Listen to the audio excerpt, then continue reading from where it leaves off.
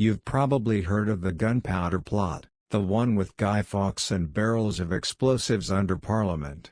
But have you heard of the time Parliament was blown up by a cake?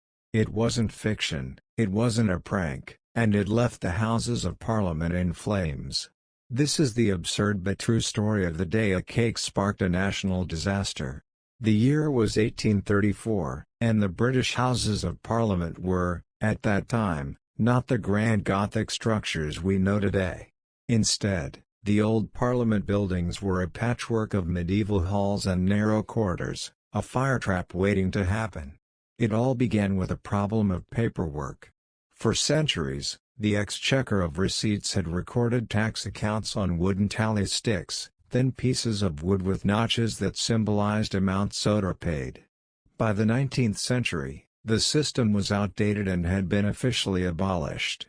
But what do you do with hundreds of thousands of these wooden sticks? Someone at the Treasury had a clever idea: burn them.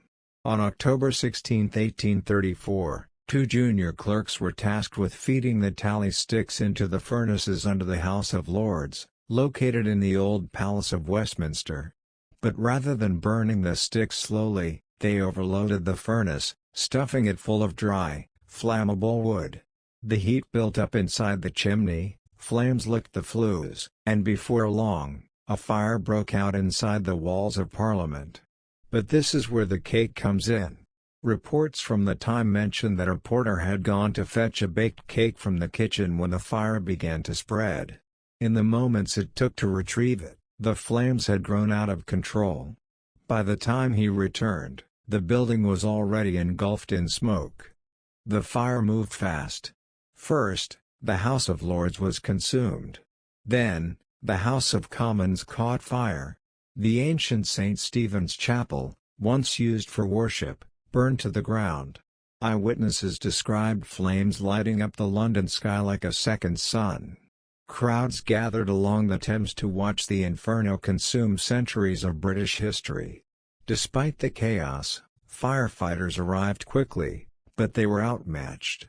There were no fire hydrants, and the river was at low tide, limiting access to water.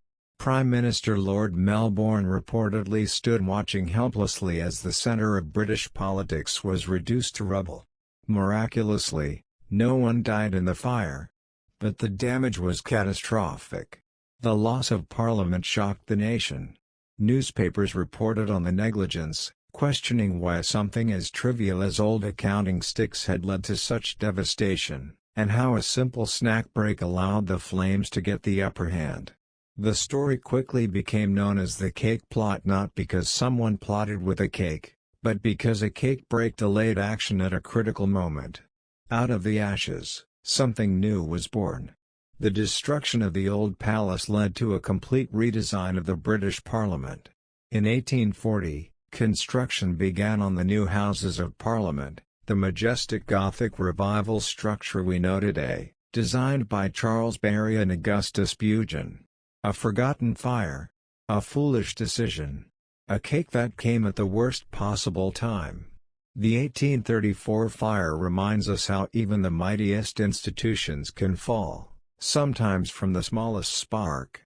If you love discovering strange, quirky, and shocking moments from history, make sure you subscribe to Fascinating Historical Facts.